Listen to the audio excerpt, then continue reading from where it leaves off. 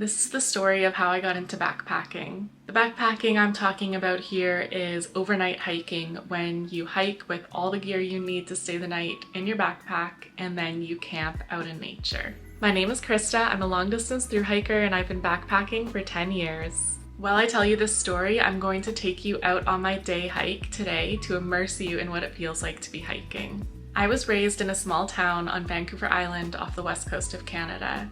My parents have always both been outdoorsy and they raised us to spend a lot of time in nature. My parents took my brother and I to the beach, on walks in the forest, bike rides, and taught us how to ski. Ever since I remember, I've been spending a lot of time outdoors. And then once I got to middle school, I started cross-country ski racing, and all summer we did training to prepare for the next season. And so in the summers, we started doing long hikes and run hikes in the mountains, and I loved them. I moved to the city of Vancouver for university, and I did 2 degrees there, so I lived there for about 7 years. And while I was there, I got into day hiking in the nearby mountains. I knew that I loved being outside. I wasn't exactly sure which activity was my favorite though, so I was hiking, mountain biking, skiing, surfing, trying lots of different things in my 20s.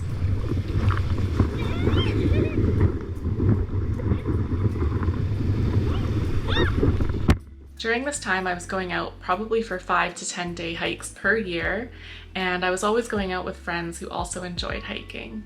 Then, during my Master's of Physical Therapy degree, for my 24th birthday, my parents gave me a camping stove. It was a backpacking stove, an MSR Whisperlight. When I opened it, I was honestly confused because I had never talked to them about backpacking. I didn't even know what it was supposed to be. I had to ask them, what is this? What is this for? And they said to me, we think that you would enjoy backpacking. And I thought to myself, really? I don't know. I don't know if I have any interest in that. I don't remember ever even really thinking about it until that moment. And I took my stove and I stored it somewhere in my apartment, and I didn't think much about it for a bit. Fast forward a couple months later, and my mom invited me on a 6-day hike that coming summer. My mom has her degree in outdoor recreation, and she learned how to backpack and do overnight backcountry trips in her degree. So she has a lot of knowledge and a lot of skills. So the whole time I was growing up, she continued to do backcountry trips with friends, with my dad, and she really wanted to take me on my first backcountry trip. Nootka Island was the hike she wanted to do that year, and I researched it and decided I would try it out. I was honestly so nervous once I accepted. I had no idea what I was doing. I didn't have very much information. I didn't have any gear except for the camping stove. And so I needed to figure out, first of all, what I was gonna bring, and then figure out how I was gonna do this. I was very fortunate to have dear friends from my cross-country skiing days who have experience with backcountry trips. At the time, I was living with one of my close friends from my old cross-country ski team, and she helped me a lot. She was a really amazing mentor. I remember sitting down one evening and I just grilled her with questions. She had a lot of experience and was super knowledgeable, so I just asked her everything I thought I needed to know, and she helped me put together a gear list for what I needed to bring, what things I could bring that I already had, and then what things I needed to buy. I ended up not buying very many items because I was a student on a budget. I bought a Thermarest air mattress to sleep on. I used my old sleeping bag that I use for car camping, super bulky, but it worked. I bought a starter pot set to go with my MSR stove and a plastic spork. And then I used the clothing I had. I didn't have anything that great, but I did have day hiking clothes and a thin puffy jacket and rain gear. So I brought all the clothes that I already had and the hiking boots that I already had been using for my day hikes. I definitely packed too many clothes for that first trip. I think I had a change of clothes for each day, which is just a lot of bulk and weight. and my backpack was extremely full. I already had a backpack that I was able to use from my time between my 2 degrees backpacking in South America. I also had a Steri pen, which purified my water for me, that my aunt and uncle had bought me right before I went on my South America trip so that I could purify water as I went instead of having to buy bottled water. That was a really great gift. During this planning stage, I was really lucky to have people that I was close with who could mentor me and answer my questions. If I was starting backpacking now and I didn't know anyone personally who could mentor me, I think I would turn to the internet and social media to find someone to mentor me. Whether that was a one-on-one mentorship or reading people's blogs or learning from the content that they put out there, that's probably how I would do it now. I've seen a lot of amazing gear packing lists online that people have put together. My one big tip if you're getting into it is use as much of what you already have as possible so that you don't have to buy this huge volume of gear for your first trip. Yes, wearing merino wool is going to be technically better than wearing a cotton shirt, but it's not necessary to get started with backpacking. You have to be safe, you have to check the weather, keep yourself warm, all of those important things. But I don't think that you need every technical piece of gear in order to backpack and keep yourself safe. So looking at what you think might work for your first trip, that's a good idea, because you might do it and you might not like it and then you've bought all this gear. Something else I might try if I was just getting into it is using gear rental programs. So places like MEC and REI, I think still rent gear, and so you could rent a tent, a sleeping pad, a stove, and try it out and see if you even like it before committing to investing in the gear. I didn't prepare in any other way for my first backpacking trip. I just gathered the gear I needed and met my mom, and we took the float plane into the start of the hike. My mom was laughing at me because I had my sleeping bag dangling on the outside of my pack because I did not know how to pack it properly, and she said, "This is not going to work." And the first thing we did is repack my pack. Even though I didn't have all the perfect gear or clothing and my backpack didn't fit me very well, so my upper traps were in so much pain for most of the trip, I fell in love with it. Even thinking about that feeling I had, I'm getting emotional because it was so amazing. And I'm so grateful to my mom for showing me, teaching me, being patient with me. We did 6 days out on this beautiful, beautiful area. And we saw whales almost every day, and we got really lucky and it was sunny every single day. And I was hooked. I was hooked. I loved it so much. After that trip, I decided I had to do more. So later that summer, I went on a backpacking trip with one of my friends. We had an amazing time, saw a wolf. It was so cool. It was majestically walking down the beach during the sunset. It was incredible. And then the following year, I planned a hike with 2 of my friends, and I was the most experienced, it being only my 3rd hike, and they had never backpacked before, so I taught them what I knew. We made some mistakes. Our backpacks were so heavy for a 7-day trip. I think I weighed mine at the start and it was about 50 pounds. But we were in great shape. We were all in school together, so we got through just fine. We had, a big bulky tent because I still hadn't bought a tent yet, but we had a blast. It was so fun. My mom and I decided we would do a backpacking trip every year together, so I would do a trip with her in the summer and usually 1 or 2 trips with my friends. Then around 2016, so about 2 years after I started backpacking, I fell into a very serious bout of depression, and I was really, really struggling. And I reached out to some friends and family for support. And a few of my outdoorsy friends encouraged me to get outdoors more, knowing how much I loved it. And I did a couple trips with them, and it reminded me that I could feel better. That being out there, being in nature, camping in nature, I always felt a little bit better. It wasn't a full fix, but it absolutely helped me.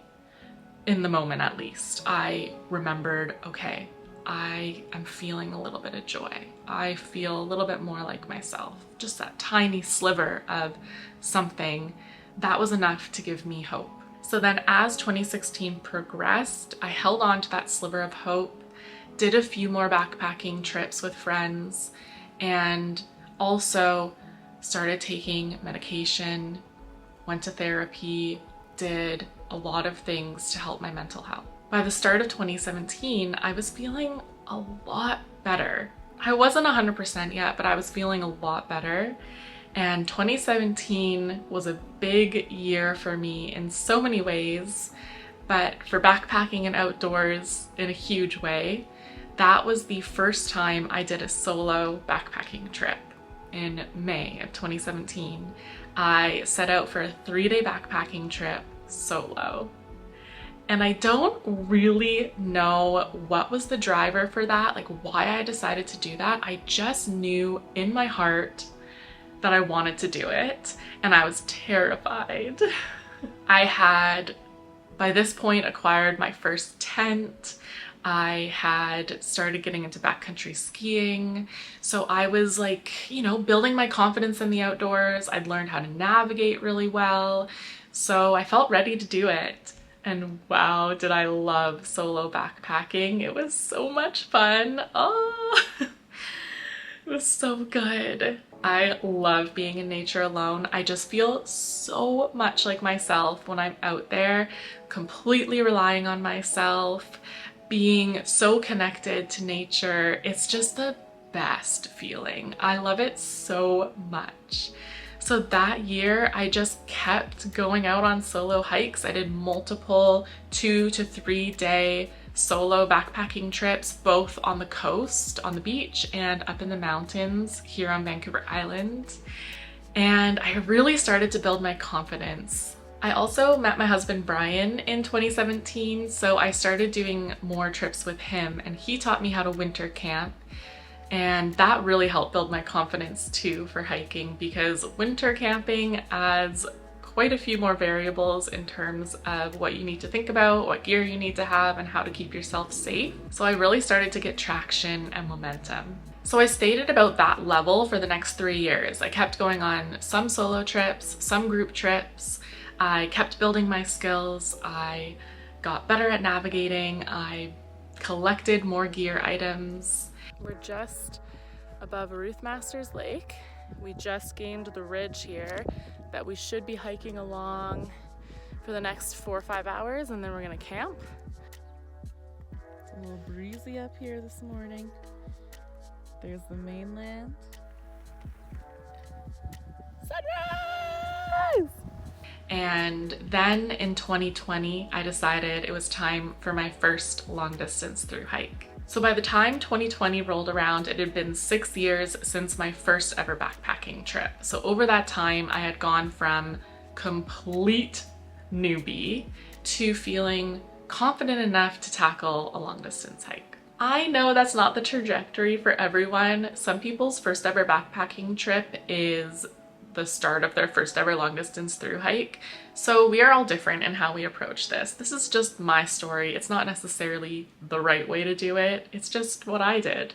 In the spring of 2020, I booked my permits for the Great Divide Trail, which is about 1,000 kilometers long, and it goes through the Canadian Rocky Mountains. I invited my husband Brian to join me, and he was only able to join for the second half. So the first half I was solo, and the second half Brian joined me. This was definitely my longest solo trip ever when I started. My pack was massive, it was so heavy, and I was so nervous. I was at a point where I really needed to budget for this hike because I was still paying off student loans, so I couldn't buy a whole bunch of new gear. I had to use the gear that I had, and the gear I had been accumulating over 6 years, I never really thought about the weight of each item, so I didn't have ultralight items. Good morning on the Great Divide Trail. Cheers. A little coffee to start it off. Okay, welcome to day 4 on the Great Divide Trail. I am starting late. It's 10 a.m. I needed the rest after yesterday. So here, let's go. Let's hit the trail. So that's why my backpack was so heavy. But I thought, you know what? I'd rather just do the hike than not, because I can't afford to replace my gear. So that's what I did, and I did it. I made it the whole 3 weeks solo and had so many beautiful epiphanies and really got into the groove of thru hiking. And then my husband Brian joined me for the second half, which was actually kind of interesting because it was a little bit hard to get used to hiking with someone after being alone for 3 weeks. But it was great. We hiked another 3 weeks. And from there, I just absolutely fell in love with thru hiking. So when I'm not thru hiking, I usually still do some backpacking trips, some winter camping trips, some shorter hikes, but I'm usually always dreaming and scheming up my next long distance thru hike. I took a summer off of long distance thru hiking in 2021 because we were building out a van to travel in. And then in 2022, I did the Croatian long distance trail, 2,200 kilometers, hiking the entire length of Croatia. I did that one solo, but I was actually not backpacking the whole time. I backpacked for about a week, and the rest of the time there were enough road junctions with the trail that Brian could meet me in our camper van and I could stay with him and then hike. So I was actually more doing a string of day hikes, still camping, but not in a tent. And then in 2023, I finally did my dream hike, the Pacific Crest Trail. By the time I got to the start of the Pacific Crest Trail, I had been backpacking for 9 years. I had done 2 long distance thru hikes. So I felt so ready. I had gotten some more ultralight gear, lightened my pack, and I was so excited. I'm always nervous at the start of a thru hike, so don't get me wrong, I was nervous. But I felt so much more confident than when I took my first few steps on the Great Divide Trail. I was ready to tackle this dream hike, and it went amazing. I hiked it in 4.5 months. It was incredible, just as amazing as I could have imagined. And then in 2024, this past summer, I completed the Vancouver Island Trail, which is a very rugged 800-kilometer trail. It had been on my list for a while, but I was honestly too nervous to try it because I knew it was going to be tough. And it was. But together with Brian, we did it. And we knew we wanted to tackle something technical and challenging just to build our skills even more, build our resilience, grit, skills, because there are some future hikes that we want to do that are probably going to be even harder. So that was like a really important one for us to do to build our skills more and our experience more. And it was just so special for me because it's where I first ever backpacked, was here in Vancouver Island area, and I'd grown up on the island, so seeing the whole island, oh, it was just incredible. And that's where we are today. So that's the story of how I got into backpacking and how I continued to progress my skills. And I'm still learning and I'm still progressing. I did make quite a few mistakes along the way that maybe if I share them with you, you might not repeat them. One of the biggest mistakes I made was overpacking and bringing way too much clothing. So I now only bring one outfit for sleeping in, one rain layer, one puffy jacket, and one outfit for hiking in. I used to cook food on the trail, so I would bring like chopped up vegetables and things like that and cook when I was out there. And that was really heavy. So then I got into dehydrating my own food using a just consumer grade dehydrator and then vacuum sealing the food. And that saved a lot on weight. I would also carry way too much water. I was nervous I would run out or there wouldn't be streams, and so I would pack like 3 or 4 liters of water and carry it. And water is so heavy. So what I've learned to do now is to carry maybe a liter of water, depending on how far away the next stream is, and just fill up using my water filter more often. The other mistake that I made was hiking in hiking boots. I would always get so many blisters, my feet would be in so much pain, and they're so cumbersome. And it wasn't until a couple years into backpacking when I hiked with my friend and she was wearing shoes, and I was like, oh, maybe I should try that. And I asked her about it and she told me how much she loved it. And so I started hiking in hiking shoes and I loved it. I didn't get any blisters, my feet felt great. And then I even progressed to hiking in trail runners and yeah, haven't looked back since. I love hiking in shoes. It's the best. My feet feel amazing. I also would fail to train properly for backpacking, so I would end up with quite a few aches and pains, knee pain, etc.